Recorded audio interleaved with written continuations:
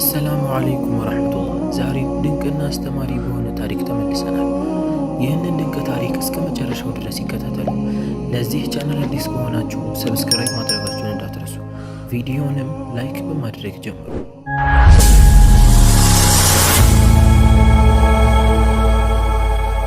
ረመዳን ይህንን የመሰለ ቁርአን ለምትወደው ሰው ሰጥተክ አጅርህን ካላፈስክ አረ አህባቢ ትንሽ ይከብዳል። አስቡት እስቲ ለምትወዱት ሰው ቁርአን ሰጥታችሁት ሲታይ ራሱ ዚክር አድርጉብኝ የሚል ተስቢህ ሰጥተኸው በቀራበትና በዘከረበት ቁጥር አጅርህን ስታፍስ ያ አላህ። ታዲያ ምን ትጠብቃለህ?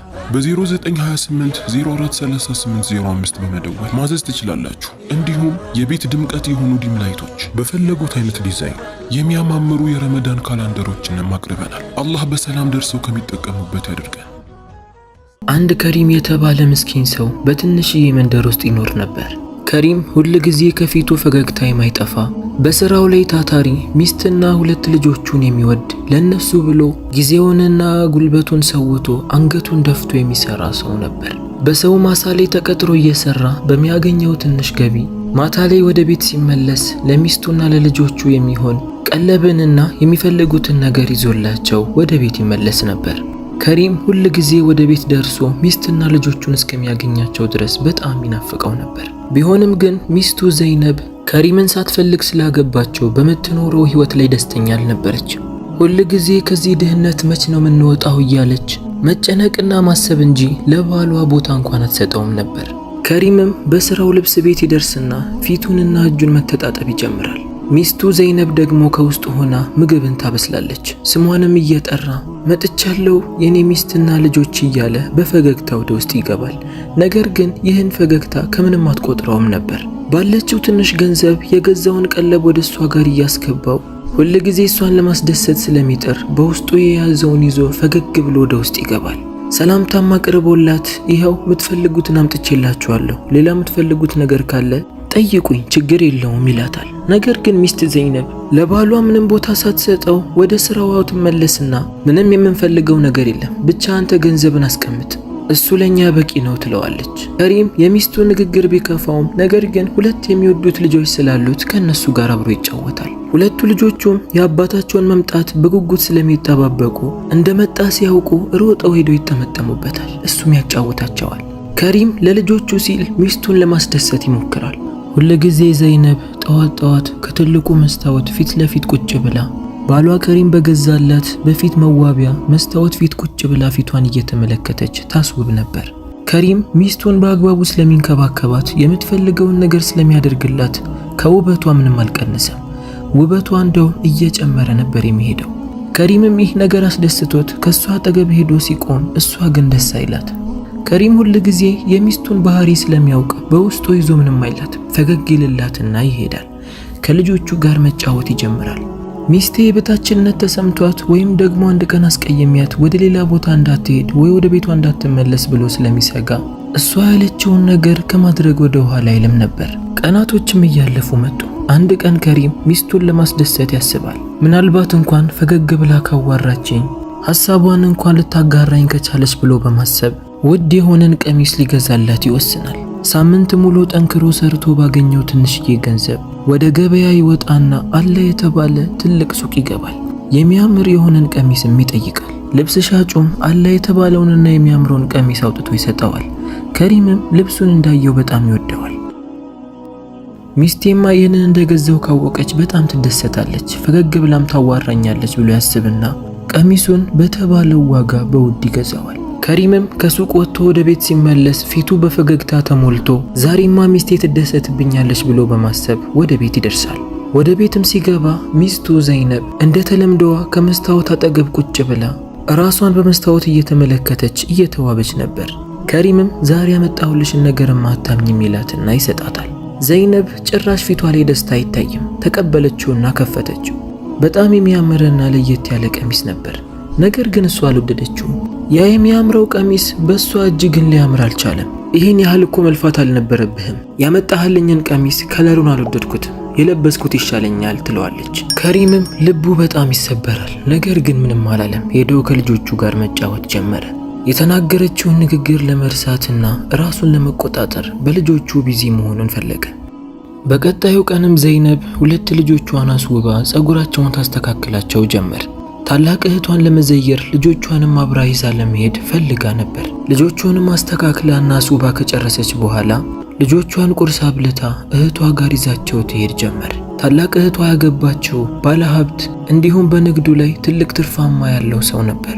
ቤታቸው በጣም የሚያምርና የተንደላቀቀ ቪላ ቤት ነበር። ለረመዳን ይህንን የመሰለ ቁርአን ለምትወደው ሰው ሰጥተክ አጅርህን ካላፈስክ አረ አህባቢ ትንሽ ይከብዳል። አስቡት እስቲ ለምትወዱት ሰው ቁርአን ሰጥታችሁት ሲታይ ራሱ ዚክር አድርጉብኝ የሚል ተስቢህ ሰጥተኸው በቀራበትና በዘከረበት ቁጥር አጅርህን ስታፍስ ያ አላህ። ታዲያ ምን ትጠብቃለህ? በ0928 043805 በመደወል ማዘዝ ትችላላችሁ። እንዲሁም የቤት ድምቀት የሆኑ ዲም ላይቶች በፈለጉት አይነት ዲዛይን የሚያማምሩ የረመዳን ካላንደሮችንም አቅርበናል። አላህ በሰላም ደርሰው ከሚጠቀሙበት ያድርገን። እህቷ ጋርም ሄደች። እህቷም ዘይነብን ስትመለከታት በጣም ደስ አላት። ስለመጣሽ በጣም ደስ ብሎኛል። ደግሞ ውበትሽ በየቀኑ አይደል እንደሚጨምረው ባልሽ በጣም ይንከባከብሻል እኮ አለቻት። ዘይነብም ብለሽ ነው አለችና በትንሹ ፈገግ አለችላት። እቤትም ገብተው ልጆችም ከሷ ልጆች ጋር አብረው እየተጫወቱ ዘይነብ ደግሞ ከእህቷ ጋር ቁጭ ብላ ማውራትና መጫወት ጀመረች። በመሃልም የእህቷ ባል ይገባል። የለበሰው አለባበስና ግርማ ሞገሱ በጣም ደስ ይላል። ዘይነብንም ሲመለከታት እንኳን ደህና መጣሽ ዘይነብ፣ አንቺ ስለመጣሽ ቤቱ ራሱ እንዴት ደስ ይላል ሞቅ ብሏል ይላታል። ዘይነብን ፈገግ እያለች አመሰግናለሁ ብላ እንዴት ነህ እያለች ከሱ ጋር ሰላምታን መለዋወጥ ጀመሩ። የእህቷ ባልም ከነሱ ጋር ትንሽ ካወጋና ከተጫወተ በኋላ ስራ ስላለኝ መሄድ አለብኝ እንዳይደብራችሁ ተጫወቱ ብሎ እነሱን ጥሎ ይወጣል።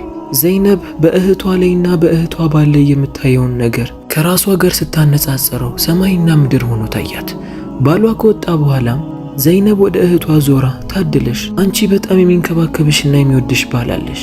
ልጆችሽን እንደፈለግሽ እያሳደግሽ በተንደላቀቀ ቤት ውስጥ ትኖሪያለሽ። እኔም እኮ ወላሂ ከልጅነቴ ጀምሮ የምመኘው ህይወት ይሄን ነበር አለቻት። እህቷም ይህንን ስትሰማ ምን ሆነሽ ነው ዘይነብ? አንቺም እኮ ምንም አያንስሽም። እኔ እኮ ባልሽ እንዴት እንደሚወድሽና እንዴት እንደማስብልሽ ሳውቅ እኮ እንዴት እንደምቀና ብታውቂ።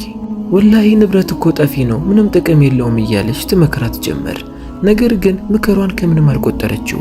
በሌላ በኩል ከሪም እቤት ሄዶ ሚስቱ እስክትመለስ ድረስ እቤቱን አጽድቶና ውሃን ቀድቶ እየጠበቃት ነበር። የሚወዳቸው ልጆቹንና ሚስቱን ከቤቱ ደጃፍ ላይ ቁጭ ብሎ መጠባበቅ ጀመረ። ትንሽ ቆይቶም ሚስት ከልጆቹ ጋር ትመለሳለች። ከሪምም ልጆቹን ሲመለከት በጣም ደስ አለው። ሄዶ አቀፋቸው። ልጆቹም አክስታቸው ጋር ሄደው ያዩትን ነገር፣ የተጫወቱትን፣ የበሉትን ነገር ይነግሩት ጀመር። ከሪምም በደስታ ልጆቹን ይሰማቸው ጀመር። በመሃል ግን አንድ ልጁ ከሪም ያላሰበውን ጥያቄ ትጠይቀዋለች። አባቴ ሆይ ለምንድነው ግን እናቴ ከአክስቴ ጋርና ከአጎቴ ጋር እንደምትጫወተውና እንደምትስቀው እቤት የማትስቀው ካንተ ጋር የማትጫወተው ብላ ትጠይቀዋለች። ከሪምም ጥያቄውን ሲሰማ በጣም ደነገጠ። ነገር ግን ልጁ የጠየቀችውን ጥያቄ ለማስረሳት ያጫወታትና ያቃልዳት ጀመር። ሚስቱ ዘይነብ ጭራሽ እዛ ከሄዳ ከመጣች በኋላ ባህሪዋ እየተቀያየረ ይመጣል። እንደሌላው ጊዜ ለባሏ የሚሆን ምግብንም አትሰራም። ቁጭ ብላ ስልኳን መጠቀም ሆነ ስራዋ። በዚህም ሁኔታ ከሪም ሊረዳት ይፈልጋል። የውስጧን እንድታወራለት ስለሚፈልግ አጠገቧ ቁጭ ብሎ ምን ሆነሽ ነው እያለ በፈገግታ ይጠይቃታል። ነገር ግን እሷ ወደ እሱ እንኳን ዞር ብላ አታይም። ስልኳ ላይ እንደተጣደች ምንም አልሆንኩም፣ ምንም የተቀየረ ነገር የለም ብላ ትመልስለታለች። በቀጣዩ ቀንም ከሪም አልተወም፣ ካጠገቧ ቁጭ ብሎ ይጠይቃታል። በዚህ ሰዓትም ዘይነብ ዝም ልትል አልፈለገችም፣ መናገር ጀመረች። ሰሞኑ ለተወሰነ ጊዜ አክስቴ ጋር መሄድ እፈልጋለሁ፣ የተወሰኑ ቀናትም እዛ ተቀምጬ መምጣት እፈልጋለሁ ትለዋለች። ከሪምም ይህንን ሲሰማ በጣም ይደነግጣል። መሄዱን ለምን ፈልገሽው ነው ብሎ ይጠይቃታል። ሚስቱም እንዲሁ ልዘይራት ፈልጌ ነው ብላ አጠር ያለ መልስን ትሰጠዋለች። ከሪምም ታዲያ ምን ችግር አለው? ትንሽ ጠብቂኝና እኔም አብሬሽ እሄዳለሁ፣ ልጆቻችንንም አብረን እዛ ይዘን እንሄዳለን፣ ጥሩ ጊዜንም እናሳልፋለን ይላታል። ነገር ግን በዚህ ሐሳብ ዘይነብ አልተስማማችም። እኔ ብቻዬን ነው መሄድ የምፈልገው፣ አንተ እዚህ ሆነ ከልጆቼ ጋር ቆይ፣ ብዙ አልቆይም፣ ከተወሰኑ ቀናት በኋላ እመለሳለሁ ትለዋለች። ከሪም ግን ሐሳቧን ሊጫናት አልፈለግም። በቃ እንደፈለግሽ ችግር የለውም፣ ስትሄጂ የሚያስፈልግሽ ነገር ካለ ጠይቂኝ እሰጥሻለሁ ይላታል። ዘይነብም አይ ምንም አያስፈልግም ችግር የለውም ትለዋለች። ከሪም በጣም አስጨንቆታል። ሚስቴ ወዴት ነው የምትሄደው? ከተጋባን አንድ ቀን ብቻዋን ሄዳ የማታውቅ ሴት ዛሬ መሄዱን ለምን ፈለገች? ሰሞኑ ምን ሆና ነው ባህሪዋ ጭራሽ እየባሰበት የመጣው? ምን አስባ ነው በማለት መጨነቅ ጀመረ። የምትሄድበትም ቀን በደረሰበት ጊዜ ዘይነብ ልጆቿን መሰናበት ጀመረች። ልጆቿ እያለቀሱ ነው። ወዴት ነው ጥለሽን የምትሄጂው እያሏት ነው። ነገር ግን ውስጧ ትክክል ስላልነበረ የልጆቿን ለቅሶ ከምንም አልቆጠረችውም። ባል ከኋላው ቆሞ እንባ ተናንቆታል። ሚስቱም ቻው ብላ ሶስቱንም ተሰናብታ ረጅሙን ጉዞ ጀመረች። አክስቷ የምትኖረው እሷ ካለችበት መንደር በጣም የራቀ ነበር። ስለዚህ ረጅም ጉዞ ማድረግ አለባት። አክስቷ በጣም የተረጋጋች በእድሜ ገፋ ያለች ሴት ነበረች። አክስቷ ባሏ ሞቶባታል፣ ልጆቿም ከሷ ጋር የሉም። ስለዚህ ብቻዋን የምትኖረው ተፈጥሮን ማድነቅ ትወዳለች። ባሏ ከሞተባት በኋላ ሁኔታዎች በጣም ተቀያይረውባት ነበር። በቤት ውስጥ ያላት አንድ ዶሮ ብቻ ነበረች። ይህች ዶሮ በቀን አንድ እንቁላልን ብቻ ትጥላለች። በዛ እንቁላል ነበር ራሷን እንደምንም ለመመገብና ለማኖር የምትጥር የነበረው። በምትኖረው ኑሮ አንድ ቀንም አምረራ አታውቅ። ከሰው መከጀልና መጠየቅም አትፈልግም። ባላት ነገር አላህ በሰጣት ነገር ተብቃቅታ መኖርን ትወዳለች። እንደዛ ኃይለኛ ችግር ውስጥ ሆና ኑሮን እየገፋች ማንም አያውቅላትም ነበር። አንድ ቀንም በድንገት ወደ ዶሮዋ ሄዳ ስትመለከት ሁለት እንቁላልን ጥላ ትመለከታለች። የዘይነብ አክስትም በጣም ተደሰተች። የሁለቱ እንቁላል ከለር የተለያየ ነበር። ሌላ ቀን የምትበላውን እንቁላል አስቀምጣ ለየት ያለውን እንቁላል ይዛ ወደ ገበያ ትወጣለች። ተለቅ ያለና በሰዎች ዘንድ ተፈላጊ ስለነበር በተወሰኑ ዱቄቶች ትለውጠዋለች። አላህ በሰጣትም ነገር በጣም ተደስታ አላህን አመሰገነች። በቀጣዩ ቀን ስትነሳ ደግሞ ያቺ ዶሮ 3 እንቁላልን ጥላ ነበር። ቀናቶች እየጨመሩ ሲመጡ ዶሮዋ የምትጥለውም እንቁላል እንደዛው እየጨመረ ይመጣል። የዘይነብ አክስትም እንቁላሉን እያወጣች ለሰፈር ሰዎች ትሸጣለች። የተቸገረና የተራበ ሰው ሲመጣ ደግሞ አታልፍም። ልትሸጠው ካወጣችው እንቁላል ቀንሳ ያለምንም መሰሰት ትሰጥ ነበር። በዚህ የመንደሩ ሰዎች በጣም ይወዷት ነበር። እያላት አንድ ምስኪን እሷ ጋር መጥቶ ተከፍቶ አያውቅም። ብታጣ እንኳን ለራሷ ያስቀመጠችውን ወይ ልትሸጥ ካስቀመጠችው ቀንሳ ትሰጣለች። መስጠቷ በጨመረ ቁጥር ዶሮ የምትጥለው እንቁላልም እየጨመረ ይመጣል። ስለዚህ በዚህ ጥሩ ኑሮን እየኖረች ነው። ዘይነብም ትደርሳለች። ከሷ ጋር ሰላምታ ከተለዋወጡ በኋላ ለተወሰኑ ቀናት እዛ ማረፍ እንደፈለገች ትነግራታለች። አክስቷ ለምን ብላ አልጠየቀቻትም። የተፈጠረ ነገር እንዳለ ስለገባት እሺ ብላ በደስታ ነበር የተቀበለቻት። ዘይነብም አክስቷ ጋር ቁጭ ብላ የምታደርገውን ነገር እየተመለከተች እየተላመደች ትመጣለች። በቤት ውስጥ የምታገኘው ብዙ እንቁላል እያለ አውጥታ የምትሸጠው ትንሽ ሆኖ ለተቸገሩ የምትሰጠው ደግሞ ይበዛ ነበር። ይህንን ስትመለከት ግን ዘይነብ አልወደደችው። አክስቴ ሆይ ለምንድነው ሁሉንም እንቁላል አውጥተሽ የማትሸጪው? ከዚህ እኮ የተሻለ ኑሮ መኖር ትችያለሽ ትላታለች። አክስቷን ፈገግ አለችና ልጄ ሆይ ትክክለኛ ደስታ እኮ የሚገኘው ንብረትን በማከማቸት አይደለም። ትክክለኛ ደስታ ማለት የልብ እርጋታ ነው። የልብ እርጋታ የሚገኘው ደግሞ በትንሽዬ ንብረትና የተቸገሩ ሰዎችን በማስደሰት የነሱን ፈገግታ በማየት ነው። ሀብትን ጠልቼ አይደለም፣ ሀብታም መሆንን እፈልጋለሁ። ማንም ሰው እኮ ይፈልጋል። ነገር ግን የተሰጠንን ሀብት በአግባቡ መጠቀም የምንችለው ሀብቱ እንዲሰጠንም መጀመሪያ በተሰጠን ነገር ወደን ስንቀበል ነው። የምበላውና የምጠጣውን ካላጣው፣ መኖሪያና ማደሪያዬንም ካላጣው፣ ከራሴም አልፎ የተቸገሩትን እየረዳሁ እንዴት እኔ ሀብታም አልባልም? ከዚህ በላይ እኮ ሀብት የለም አለቻት። ዘይነብም አክስቷ ያለቻት ነገር ልቧን ነካው። አክስቷ ያለቻትንም ነገር ቁጭ ብላ ማስተንተን ጀመረች። የመከረቻትን ምክር ከራሷ ህይወት ጋርም ታገናኘው ጀመር። አንድ ቀንም አክስቷ በቤቷ ደጃፍ ላይ ቁጭ ብላ ሳለ ዘይነብም እንደ ልጅ ፈገግ ብላ ካጠገቧ ቁጭ አለችና አክስቴ ሆይ እዚህ በመጣሁና አንቺን ባገኘሁሽ ገና በሁለተኛ ቀኔ ትክክለኛ ደስታን አግኝቻለሁ። ለካ ትክክለኛ ደስታ የሚገኘው በዚህ ነው አለቻት። አክስቷም ይህንን ከዘይነብ ስትሰማ በጣም ተደሰተች። ልክ ብለሻል ልጄ፣ ምናልባት አንቺ ወደዚህ የመጣሽው የምትኖሪውን ኑሮ ጠልተሽውና የሌላውን ሰው ስትመለከቺ የራስሽን አሳንሸሽ እየተመለከትሽ ነው። ልብ በይ፣ ትክክለኛ የሚወድሽ ባል ካለሽ ለአንቺ የሚያስብና ለልጆችሽ የሚጨነቅ ከሆነ ከዚህ በላይ ምን ትፈልጊያለሽ? ሁለታችሁ ተጋግዛችሁ እኮ የብርን ሀብት ማምጣት ትችላላችሁ። ምክንያቱም የውዴታና የእርጋታ ሀብት ስላላችሁ። ዘይነብም ይህንን ስትሰማ ባሏን ማስተዋል ጀመረች። እንዴት እሷን ሲያይ ፈገግ እንደሚል፣ በስራ ደክሞት ሲመጣ እሷን ሲመለከት ግን እሷን ለማስደሰት ምን ያህል እንደሚጥርና ምን ያህል እንደሚለፋ ስትመለከት በጣም አዘነች። አንድ ቀን እንኳን ቦታ ሰጥታው አታውቅም። ሳታስበውም ዘይነብ ማልቀስ ጀመረች። ይህንንም የተመለከተችው አክስቷ አብሽሪ ልጄ፣ አሁን ሁሉም ነገር የተረዳሽ ይመስለኛል። ዋናው መንቃትሽ ነው። ማልቀስና ማዘንም ካለብሽ እሱ ጥሎሽ ቢሄድ ነበር። ነገር ግን አሁን በእጅሽ ላይ አለ። በእጅሽ ላይ ያለው ወርቅ ሳያመልጥሽ በፊት ሄደሽ ልታድኘው ይገባል ትላታለች።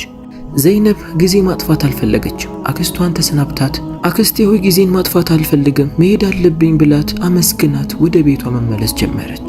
በመንገዷ ላይም ሆና አክስቷ የመከረቻት ምክር ትዝ እያላት የባሏ ፈገግታና ሳቅ ለሷ ያላት ውዴታ ፊቷ ድቅን እያለ እቤት ደርሳ እሱን እስክታገኝና ልጆቿን እስክታገኝ በጣም ጨነቃት። ያንን ረጅም ጉዞ አቋርጣ ወደ ቤት መድረስ ቻለች። ልጆቹም እናታቸው መምጣታቸውን ሲመለከቱ እየሮጡ ሄደው ተጠመጠሙባት። እናቴ ሆይ በጣም ናፍቀሽን ነበር እኮ እያሉ ማልቀስ ጀመሩ። ዘይነብም ልጆቿን ስታገኝ ልቧን ጥላ እንዳገኘችው ያህል ተሰማት። ሳታስበው ማልቀስ ጀመረች። ምስኪኑ ከሪም ከውስጥ ሆኖ ለልጆቹ ምግብን እየሰራ ነበር። ሚስቱንም ሲመለከታት መናገር እየፈለገ ነገር ግን ከተናገርኩ ትከፋለች ብሎ በማሰብ ዝም ብሎ እየተመለከተ ፈገግ አለላት። እንኳን በደህና መጣሽም አላት። ከሪም ሚስቱ ላይ የሚያየው ነገር በጣም አስገርሞታል። በጣም ፈገግ ብላለች። እሷም አይኗ ደግሞ በእንባ ተሞልቶ ነበር። አንገቷንም አቀርቅራ ከሪም ሆይ እንዴት ይቅርታ እንደምጠይቅህ አላውቅም፣ ወላሂ እስካሁን ድረስ በጣም በድዬህ ያለው ብላ አቅፋው ማልቀስ ጀመረች። ከሪምም ወደ ራሱ አስጠግቶ ለመጀመሪያ ጊዜ በደስታ አቀፋት። ልጆቼንና የልጆቼን አባት ጥዬ መሄድ አግባብ አልነበረም፣ ነገር ግን እዛ መሄዴ ለኸይር ነው። እዛ ሄጄ ከአክስቴ ብዙ ነገር ተማርኩ። እስካሁን ያላስተዋልኳቸውንም ነገሮች ሁሉ ነገረች። ከሪም ሆይ አንተ ለኔ ስትል ብዙ ነገር መስዋዕቱን ከፍለሃል፣ እኔ ግን አንድ ቀንም አልተረዳሁክም፣ እባክህ ይቅርታ አድርግልኝ እያለች ድጋሚ ማልቀስ ጀመረች። ከሪም በጣም ተደሰተ። እኔ አንድ ቀንም ባንቺ ተመቃኝቼ አላውቅም፣ ነገር ግን በምታሳየኝ ባህሪና አንድ ቀን ፈገግ ስለማትይልኝ ውስጤ ሊነካና ሊሰበር ይችላል። አዎ በዚህ ታስከፊኛለሽ፣ ነገር ግን አሁን መለወጥሽና እንዲህ ሐሳቢ ሆነሽ በመምጣትሽ በጣም ተደስቻለሁ። ስትሄጂ በጣም ብዙ ነገር አስቤ ነበር፣ ነገር ግን ሰብር አድርጌ ከልጆቼ ጋር መቀመጤ ይሄው መጨረሻው ያማረ ሆነልኝ። አልሐምዱሊላህ ለአላህ ምስጋና ይገባው ብሎ እሱም ማልቀስ ጀመረ። ከዛም ከሪም ለልጆቹ ሰርቶ የነበረውን ምግብ አቅርቦ ለመጀመሪያ ጊዜ ሚስት ፈገግ ብላ ከሱ ጋር እየተጫወተችና እያወራች ልጆችም እናታቸው ላይ ባዩት መቀየር በጣም ተደስተው ከነሱ ጋር እየተጫወቱ እራታቸውን መብላት ጀመሩ። ከዛን ቀን በኋላ ዘይነብ ባሏን በሁሉም ነገር ታግዘው ጀመር። በሚሰራው ስራ እንኳን እየሄደች ታግዘዋለች። እቤት ሲገባ ልብሱን አጣጥባ ጣፋጭ ምግብን ሰርታ ተጠብቀው ነበር። አሁን ከሪም ከስራ ደክሞ ሲገባ እቤት ላይ ሌላ ድካም አልነበረም የሚጠብቀው። እስኪያያቸውና እስኪያገኛቸው የሚናፍቃቸው ሚስትና ልጆቹ በፈገግታ ነበር የሚጠብቁት። ከሪምም በድህነት ውስጥ ትክክለኛ ደስታና ሀብትን አግኝቶ መኖር ጀመረ። የዛሬው አስተማሪና ድንቅ ታሪካችን ይህንን ይመስላል። እኔም ሀብትን እጠላለሁ ማለት አይደለም፣ ነገር ግን አላህ ሀብትንም ይስጠን፣ ከሱ ጋር ደግሞ ደስታና መረጋጋትንም ይስጠን። አቡላጤዎች አሚን በሉ። አሚን ያ ረበል ዓለሚን። ቪዲዮውን እስከ መጨረሻው ድረስ ከተከታተላችሁ ሰብስክራይብ፣ ላይክ፣ ሼር ማድረጋችሁን እንዳትረሱ። በሌላ ታሪክ እስከምንገናኝ ድረስ ወሰላሙ አለይኩም ወራህመቱላህ። ለረመዳን ይህንን የመሰለ ቁርአን ለምትወደው ሰው ሰጥተክ አጅርህን ካላፈስክ አረ አህባቢ ትንሽ ይከብዳል። አስቡት እስቲ ለምትወዱት ሰው ቁርአን ሰጥታችሁት ሲታይ ራሱ ዚክር አድርጉብኝ የሚል ተስቢህ ሰጥተው በቀራበትና በዘከረበት ቁጥር አጅርህን ስታፍስ ያ አላህ። ታዲያ ምን ትጠብቃለህ? በ0928 043805 በመደወል ማዘዝ ትችላላችሁ። እንዲሁም የቤት ድምቀት የሆኑ ዲም ላይቶች በፈለጉት አይነት ዲዛይን የሚያማምሩ የረመዳን ካላንደሮችንም አቅርበናል። አላህ በሰላም ደርሰው ከሚጠቀሙበት ያድርገን።